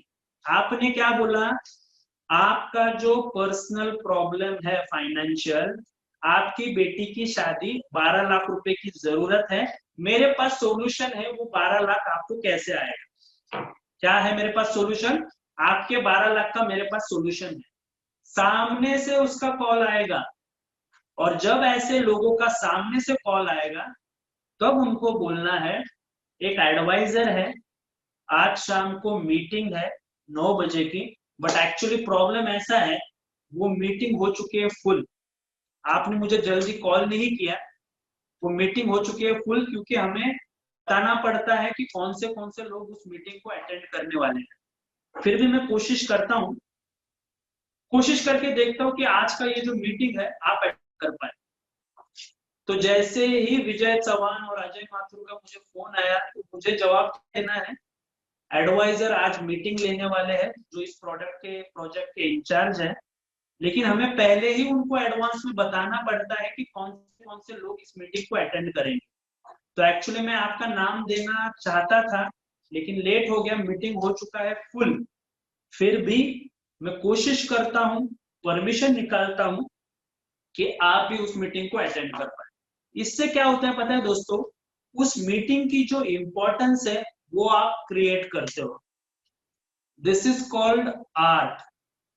सेलिंग साइंस भी है और आर्ट भी है। साइंस कहां पर है, आपने उसकी पूरी कुंडली निकाली, यह है साइंस। आर्ट क्या है, जिस तरीके से मैं अभी इनवाइट कर रहा हूँ उसके पर्सनल फाइनेंशियल प्रॉब्लम के लिए, और जिस तरीके से मैं आपको एक स्टोरी बता रहा हूँ कि जब उनका कॉल आएगा तो आपको बोलना है मीटिंग फुल है, एडवाइजर जो है हमारे इंचार्ज, एक बार मैं उनसे बात करता हूँ, अगर आपको जगह मिली तो मैं आपको जूम का एक लिंक शेयर करता हूँ, मीटिंग को अटेंड कीजिए, बाद में बात करते हैं। इससे आपका प्रॉब्लम क्या सॉल्व होगा पता है? 99% आपका प्रॉब्लम सॉल्व होगा, क्योंकि हमारा मीटिंग अटेंड करने के बाद हर व्यक्ति आज तलाश में है कि कुछ ना कुछ इनकम सोर्स उसको चाहिए, राइट? तो ऐसा बहुत रेयरली होगा कि मीटिंग अटेंड करने के बाद वो आपको मना करे, और अगर मना भी करता है तो अगेन उसके आगे की प्रोसेस है वो मैं आपको बताता हूँ। इन्विटेशन करने का और एक तरीका, अच्छा तरीका, पहला तरीका तो ये दिमाग में डालिए, हम जो लोगों को बोलते हैं ना कि क्या लोग बोलकर लोगों को इनवाइट करना चाहिए, तो उसका वन लाइन आंसर ये है, कस्टमर का जो फाइनेंशियल प्रॉब्लम है वही आपका इनविटेशन है। मुझे 10 लाख का प्रॉब्लम है, तो जब आप मुझे इनवाइट करोगे तो आप मुझे मेरे 10 लाख के लिए इनवाइट करना। आप जिस कस्टमर को कॉल कर रहे हो उसके पास खुद का घर नहीं है, तो जब आप उसको कॉल करोगे तो उसको मीटिंग, बिजनेस, ट्रेडिंग मत बात करो, उसको बोलो तेरे को खुद का घर खरीदना है ना, कितने टाइम में तेरे को तेरा खुद का घर खरीदना है? अरे यार एटलीस्ट 2 साल में, 3 साल में तो चाहिए, 5 साल के अंदर तो चाहिए ही चाहिए। उसको बोलो तेरा खुद का घर ना 3 साल में बनेगा, मेरे पास एक प्रोजेक्ट है। जैसे वो बोलेगा क्या है, उसको बोलो यार सामने से एक अर्जेंट कॉल आ रहा है, तुझे बाद में बात करता हूँ। थोड़ा सा धक्का दीजिए, रिजेक्ट कीजिए, वेटिंग पर रखिए, उतावले मत होइए लोगों को पूरी इंफॉर्मेशन देने के लिए। इसे कहते हैं आर्ट, और इसीलिए हमेशा कहते हैं कि selling is art as well as science. Selling science भी है और वो एक आर्ट भी है। आप किस तरीके से उसको यूज करते हो ये आपके ऊपर निर्भर करता है। जितने भी लोग फाइनेंशियली आपसे साउंड है, जितने भी लोग आपसे ज्यादा सक्सेसफुल हैं, जितने भी लोग ऑलरेडी आपसे बढ़िया लाइफस्टाइल मेंटेन कर रहे हैं, अगर ऐसे लोगों को हमको इनवाइट करना है तो क्या फॉर्मूला है और क्या तरीका है इनविटेशन का? बहुत सिंपल है। फॉर एग्जाम्पल, मुझे मेरे से औहदे में, मेरे से रुतबे में, मेरे से इनकम में, मेरे से लाइफस्टाइल में अगर कोई बड़ा व्यक्ति है और उसको अगर मुझे इनवाइट करना है, तो मेरा बहुत सिंपल तरीका रहेगा इनविटेशन का। और मैं कहूंगा कि जो भी, जिसका जो भी नाम है, जो भी आपका वो रिलेटिव है, रिश्ते में दादा है, भाई है, काका है, मामा है, मैं कहूंगा काका आप मेरे लिए रोल मॉडल हो। जिंदगी में कोशिश पूरी करूंगा कि मैं आपके जैसा ही बनूं, और मैं ये भी चाहता हूं कि मैं आपके जैसा सक्सेसफुल बनूं और आपके ही नक्शे कदम पर चलूं। और जिंदगी में जब भी मुझे नसीहत की, एडवाइस की जरूरत हो, तो मैं आपसे ही वो एडवाइस लूंगा। जब आप किसी की भी तारीफ करते हो ना दोस्तों, लोगों को बहुत खुशी मिलती है, उनके जो गाल है ना लाल लाल हो जाते हैं खुशी से। जब भी आप किसी की तारीफ करो, सामने वाला बंदा फ्लैट हो जाता है, वो इतना फ्लैट हो जाता है, अंदर ही अंदर वो डायलॉग मारता है, बच्चे की जान लेगा क्या, इतना वो खुश हो जाता है। आपको क्या करना है पता है? उसकी तारीफ करो और फिर उसको फाइनल पंच मारना है, मैंने एक बिजनेस प्रोजेक्ट देखा है, मुझे अच्छा लगा है, लेकिन समझ में नहीं आ रहा है, करूं कि नहीं करूं, करूं कि नहीं करूं, मेरा डबल माइंड हो रहा है। तो आप तो जानते हो हमारे पूरे खानदान में सबसे ज्यादा रिस्पेक्ट मैं आपकी करता हूं, तो मुझे ना आपकी हेल्प चाहिए कि ये बिजनेस में करूं या ये बिजनेस को मैं मना करूं। तो आप मेरे लिए 1 घंटा टाइम निकालिए, मैं आपको उस प्रोजेक्ट का, उस बिजनेस प्रोजेक्ट का लिंक शेयर करता हूं। उस बिजनेस प्रोजेक्ट का मीटिंग आप अटेंड कीजिए। अगर आपको अच्छा लगा तो आप मुझे बताना, तो मैं उसको कंटिन्यू करूंगा। और आपने अगर मुझे मना कर दिया तो मैं भी उस बिजनेस को नहीं करूंगा। इससे क्या हो गया? पहले तो आपने उसकी तारीफ कर दी, दूसरी बात आपने उसको ये भी बताया, ये भी जताया कि आप अगर बोलोगे तो मैं करूंगा, आप नहीं बोलोगे तो मैं नहीं करूंगा। ऐसा करना नहीं है, वो हाँ बोले ना बोले, हमारा पहला काम क्या है? उस व्यक्ति को मीटिंग तक लेकर आना, राइट? मैं आपको बताता हूं, जितने भी सक्सेसफुल लोग हैं वो वेटिंग में है कि कोई और अच्छा अपॉर्चुनिटी आए और कहीं से 1 लाख, 2 लाख, 5 लाख आए, ये उनकी सोच है। तो आपसे बड़े सक्सेसफुल लोगों को अगर आपको बुलाना है तो गिव देम रिस्पेक्ट, रिस्पेक्ट के साथ बात करो, उनकी तारीफ करो। आपके जैसे, आप मेरे रोल मॉडल हो, ये जब आप किसी को भी कहते हो ना दोस्तों, वो खुशी खुशी हंसते हंसते आपके लिए जान देने के लिए तैयार है। मीटिंग क्यों नहीं अटेंड करेगा? 100 नहीं 1000% वो आपका मीटिंग अटेंड करे। लेकिन अगर ऐसे लोगों को आपने बिजनेस एंगल से डायरेक्ट अप्रोच किया कि ऐसा ऐसा हमारा एक बिजनेस मीटिंग है, काका मैं आपको लिंक भेज रहा हूँ, आप मीटिंग अटेंड करो, तो वो काका क्या बोलेगा पता है क्या आपको? क्योंकि उसका माइंडसेट क्या है, वो आपसे डबल सक्सेसफुल है, वो आपसे ज्यादा कमाता है, वो वेल सेटल्ड है, वो कार लेके चलता है, आपके पास बाइक नहीं है और आप सपनों की दुनिया में जी रहे हो, तो वो आपको बोलेगा ये सब चक्कर में पड़ मत, कोई फायदा नहीं है, तू कोई दूसरा काम काज ढूंढ ले। तो ये हमारे साथ ना हो, तो क्या कर लेना है कि हमें उसको रिस्पेक्ट देनी है, रिस्पेक्ट के साथ साथ उसको बताना है कि आप मेरे रोल मॉडल हो, आपके जैसे बनूंगा। एक बार मीटिंग अटेंड करके मुझे एडवाइस दे कि मैं करूं कि नहीं करूं। वो 100% आपका मीटिंग भी अटेंड करेगा, 99% केसेस में लोग आपके साथ जुड़ेंगे। और ऐसे कई सारी मार्केट में एग्जाम्पल है, इस फॉर्मूले को, इस इन्विटेशन को अपनाने के बाद लोग आपके साथ जुड़ते हैं। तो अगर आप मुझे पूछोगे कि इनविटेशन का सही तरीका क्या है, दो ही तरीके हैं। जो आपसे बहुत ज्यादा सक्सेसफुल है उनको क्रेडिट दे दो, उनको गुरु मान लो, रोल मॉडल बना लो और एडवाइस के लिए बात करो। और जो आपसे सक्सेसफुल नहीं है और जो आपके बराबर के हैं, उनकी कुंडली निकालो और उनका जो नीड है वो सर्च करो, उस नीड के लिए उनको इनवाइट करो। 100% वो लोग आपके साथ जुड़े। तो दोस्तों, ये हो गया था इनविटेशन की बात। अब बारी आती है फॉलो की। 7:20 हो रहे हैं, आई एम वेरी सॉरी, 1 घंटा 20 मिनट हो चुका है, बट मुझे ऐसा लगता है कि वो जो एक बेसिक है वो चीजें आप तक पहुंचनी चाहिए। मैं आने वाले 5 मिनट में ये मीटिंग को समाप्त करूँ। तो चलिए, फॉलो बहुत जरूरी है।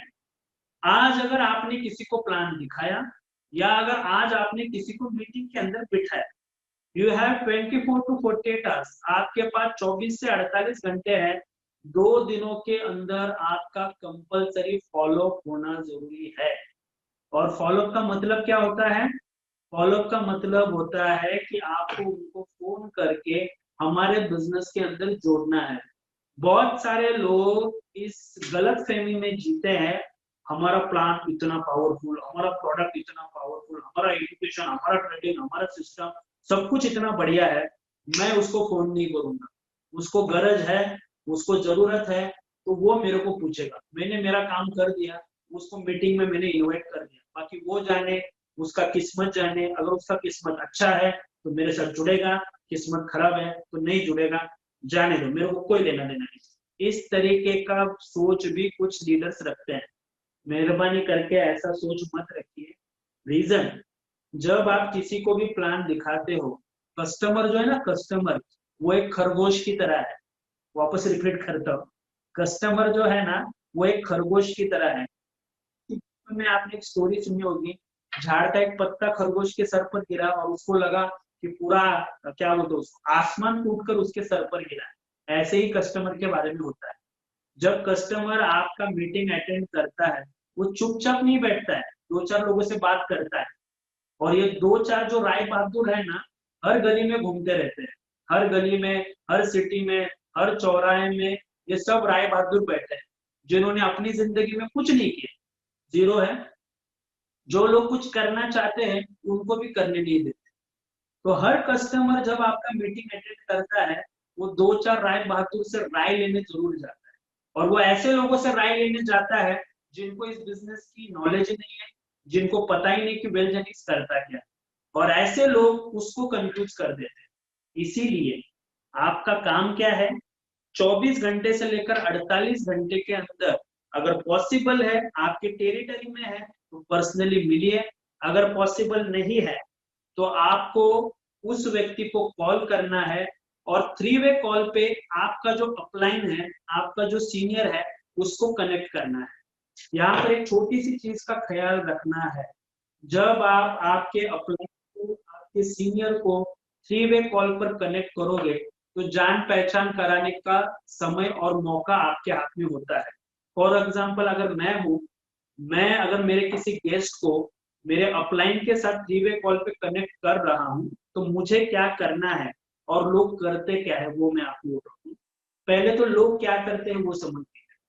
जब किसी भी गेस्ट को अपलाइन के साथ एक लीडर जब कनेक्ट करता है 3 वे कॉल पर, तो लीडर क्या करता है पता है? गेस्ट की ना बहुत ज्यादा तारीफ करता है, बहुत ज्यादा, कि सर ये जो है ना अजय माथुर जी बहुत बड़े आदमी है, इनका ना इनके एरिया में नाम है। आप कहीं पे भी जाओ पटना में, आपको ना लोग इनके घर तक जाकर छोड़ेंगे।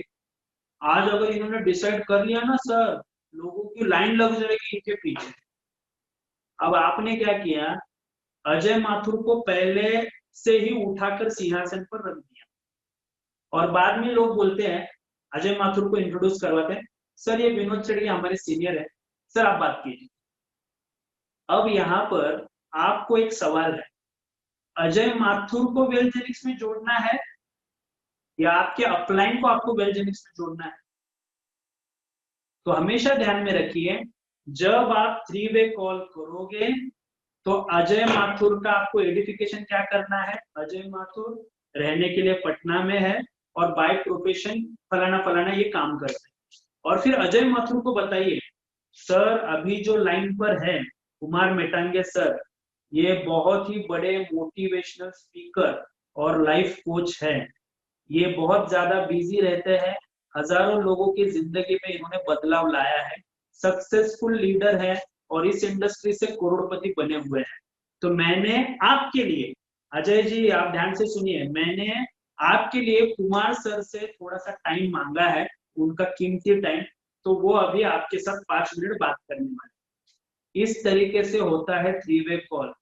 कुमार सर को एडिफाई नहीं करोगे तो अजय माथुर सिंहासन से नीचे नहीं उतरेगा, अजय माथुर सिंहासन से नीचे नहीं उतरेगा, आपके साथ जुड़ेगा नहीं। तो किसी भी कस्टमर को पहले ही सिंहासन पर मत बिठाओ, सिंहासन पर अगर बिठाना ही है तो आपके अपलाइन को बिठाओ, क्योंकि जब आपके अपलाइन को आप सिंहासन पर बिठाओगे तो अजय माथुर सीखने के स्थिति में आ जाएगा, और आपका जो अपलाइन है अजय माथुर को डिसीजन लेने के लिए हेल्प करेगा। ध्यान में रखिए, और अगर आप ये फॉलो करते हो तो 100% मैं गारंटी के साथ बोलता हूँ, ये छोटी छोटी मिस्टेक्स है, इसको अवॉइड करो, 90% क्या 100% क्लोजिंग होता है। हमने ये किया है प्रैक्टिकल, ये हमारा एक्सपीरियंस है, और मेहरबानी करके फॉलोअप के बाद क्लोजिंग का टाइम आता है, पैसा मांगने से कभी भी शर्माना मत, पैसा मांगने से कभी भी शर्माना मत। कुछ लोग सब कुछ बैटिंग एकदम पावरफुल करते हैं, आकर अटकते कहां पर पता है? पैसा ही नहीं मांगते। अरे क्यों भाई, पैसा नहीं मांगोगे, ज्वाइन नहीं करोगे, तो आपने जो इतनी मेहनत की उसका फायदा क्या? कोई भी काम को शुरू किया तो उसका अंजाम हमें पॉजिटिव चाहिए ना, उसका जुड़ना जरूरी है, वो जुड़ेगा तभी तो आप आगे बढ़ोगे, आप भी आगे बढ़ोगे, वो भी आगे बढ़ेगा। बहुत सारे लोग मीटिंग अटेंड करने के बाद सवाल पूछते हैं, बहुत ही घटिया सवाल है ये, बहुत ही फालतू सवाल पूछते हैं। हाँ अजय जी मीटिंग अटेंड किया, कैसा लगा आपको? अरे मूर्ख आदमी, कैसा लगा ये कोई सवाल होता है? आपको क्लोजिंग करनी है, सवाल क्या होना चाहिए पता है? अजय जी आज आपने मीटिंग अटेंड किया, सच में आपकी जिंदगी का ना टर्निंग पॉइंट है। जिन्होंने आज मीटिंग किया ना, कविता पिल्लई मैम, उनका मीटिंग बहुत कम लोगों को अटेंड करने के लिए मिलता है, रेयरली, क्योंकि वो हफ्ते में एक ही दिन टाइम देती है, एक ही दिन का टाइम मिलता है, वो मीटिंग करती है। आप लकी हो, आपने उनका सेमिनार अटेंड किया। मुझे बताइए अजय जी, आज के पूरे मीटिंग में आपको सबसे ज्यादा अच्छा क्या लगा? सवाल क्या है, आज के पूरे इस मीटिंग में आपको सबसे ज्यादा अच्छा लगा क्या? आपने अजय माथुर को वो सोचने पर मजबूर कर दिया जो आप चाहते हो, और आप क्या चाहते हो कि वो बंदा 8,850 रुपया भरे और आपके साथ जुड़े, आप यही चाहते हो ना? जब आप उसको चॉइस देते हो कि आपको कैसा लगा, सामने से जवाब क्या आएगा? आएगा हाँ ठीक लगा, समझ में नहीं आया, हाँ उतना कोई खास नहीं था, मजा नहीं आया, नहीं मेरे को कुछ समझ में नहीं आया। क्योंकि आपने सवाल फालतू पूछ लिया कि आपको लगा कैसा। अब वो थोड़ी ना चतुर बिरबल है जिसको सब सवालों के सब जवाब आते हैं, बट आपने गलत सवाल पूछ लिया। आपने जैसे ही सवाल को चेंज किया, आज के मीटिंग में सबसे ज्यादा अच्छा क्या लगा। और मैं जानता हूं कि आपको, क्योंकि आप बहुत ज्यादा इंटेलिजेंट हो, आप जब किसी भी मीटिंग को अटेंड करते हो तो बहुत ही दिल से और दिमाग से मीटिंग को अटेंड करते हो। क्या लगा आपको सबसे ज्यादा अच्छा? मैं आपको बोलता हूँ, वो आपको 3-4 बातें बताएगा आज के मीटिंग में सबसे ज्यादा अच्छा क्या लगा। वो जरूर आपको बताएगा। आप सवाल तो पूछो, सवाल गलत रिप्लाई गलत, सवाल सही जवाब सही, और फिर उसको इमीडिएटली जैसे आप, उसने आपको 3 बातें अच्छी कही, ये अच्छा लगा, ये अच्छा लगा, ये अच्छा लगा, बोला ठीक है, विदाउट वेस्टिंग सिंगल टाइम मैं अभी आपका साइन अप कर रहा हूँ। जैसे मैं साइन अप करूंगा आपको मैसेज आ जाएगा, वो टेक्स्ट मैसेज। कभी कभी मैसेज नहीं आता है, टेक्निकल एरर होता है।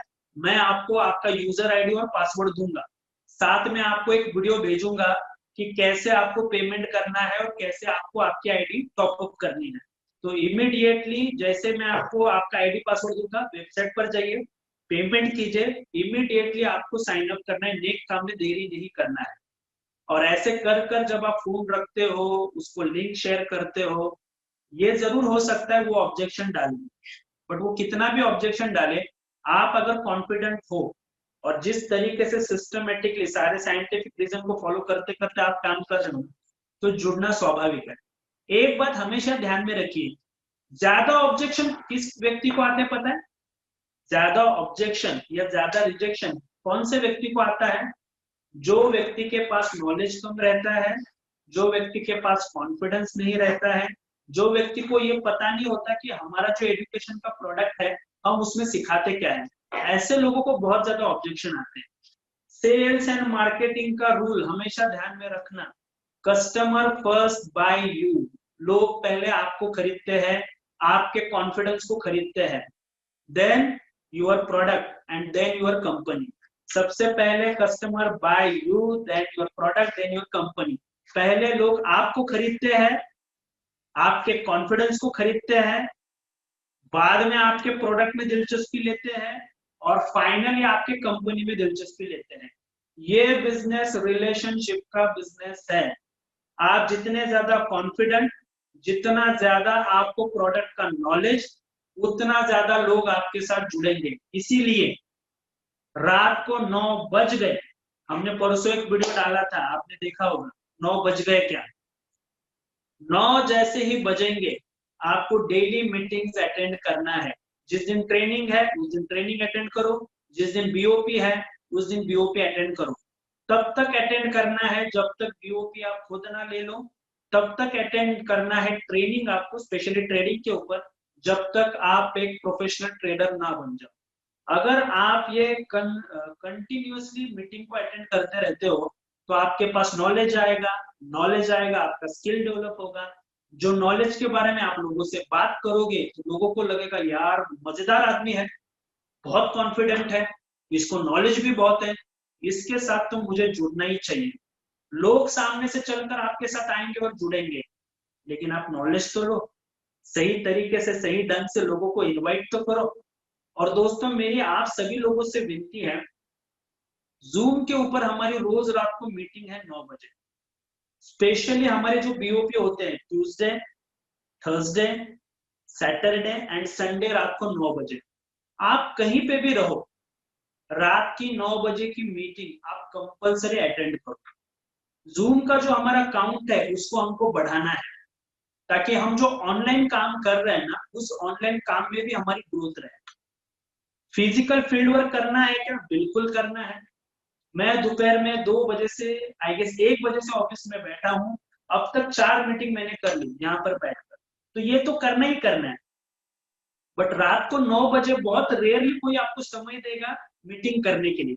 किसी ने आपको समय दे भी दिया, आपको क्या करना है, 8:55 का अलार्म लगाइए। जैसे ही 8:55 पे अलार्म होगा, आपको क्या करना है, जूम मीटिंग को कनेक्ट करना है। और मैं रिक्वेस्ट करना चाहता हूँ, आपके फैमिली में 2 मोबाइल है, 3 मोबाइल है, सबको उस मीटिंग के अंदर कनेक्ट करवाइए, ताकि हमारा जूम का मीटिंग का जो आंकड़ा है वो अगर बढ़ेगा तो वो देखकर भी हमारे साथ लोगों को एक पॉजिटिव मैसेज जाता है कि बहुत सारे लोग इस मीटिंग को अटेंड कर रहे हैं। तो दोस्तों आई गेस सारे पॉइंट्स मैंने कवर किए हैं और 7:35 हो चुके हैं। मैं आप लोगों से माफी चाहता हूँ, एक्चुअली 1 ही घंटे का मीटिंग था, बट आई होप आप लोगों को आज का ये मीटिंग पसंद आया होगा। तो बने रहिए, अब ज्यादा समय मैं नहीं लेता हूँ क्योंकि 9 बजे वापस हमारा ट्रेनिंग मीटिंग है और मिलकर आगे बढ़ते हैं। 17 को हमारा नागपुर में इवेंट है, वेन्यू आपको मिल गया होगा क्योंकि हमने ऑलरेडी फ्लायर भेजा है। और 19 तारीख को भंडारा में इवेंट है, नागपुर से 50 किलोमीटर दूर भंडारा डिस्ट्रिक्ट है, वहां पर भी हमारे एक इवेंट है। तो मुझे लगता है कि वो केबीसी में डायलॉग है ना, भोपू बज गया, समय समाप्ति की घोषणा, 7:35 हो चुके हैं। थैंक यू वेरी मच दोस्तों, और इसी तरीके से प्यार करते रहिए, सपोर्ट करते रहिए। हर हाल में 100 लोगों को करोड़पति बनाना है। इस साल का हमारा टारगेट है 100 लोगों को करोड़पति बनाना है। और वेलजेनिक्स दोस्तों बहुत लॉन्ग टर्म का विजन लेकर आया है। जितने भी लोग हमारे साथ जुड़ेंगे और जितने भी लोग 1 साल में टारगेट लेंगे, मैं आपको वादा करता हूँ 100% आप यहाँ पर करोड़पति बनोगे। और करोड़पति बनना ना दोस्तों, क्योंकि नेटवर्क मार्केटिंग में डायमंड बनना, करोड़पति बनना ड्रीम होता है, लेकिन ये ड्रीम पूरा करने के लिए लोगों को 5-5, 10-10 साल लग जाते हैं। मैं आपको वादा करता हूँ आप दिल लगाकर काम कीजिए, फील्ड पर उतरिए, ऑफलाइन भी काम कीजिए, ऑनलाइन भी काम कीजिए। मैं सबको वादा करता हूँ 100% हम सभी लोगों के सपने साकार करेंगे। और इस साल ये जो 100 का आंकड़ा है वो 100 मिलियनियर में अपने आप को देखिए, क्योंकि आप भी इसी साल, आने वाले 1 साल में आप भी यहाँ पर करोड़पति बनेंगे। So thank you very much दोस्तों, ऑल द बेस्ट, जय हिंद, जय वेलजेनिक्स। और जो मैं हमेशा कहता हूँ, बी रिच, अमीर बनिए। Thank you.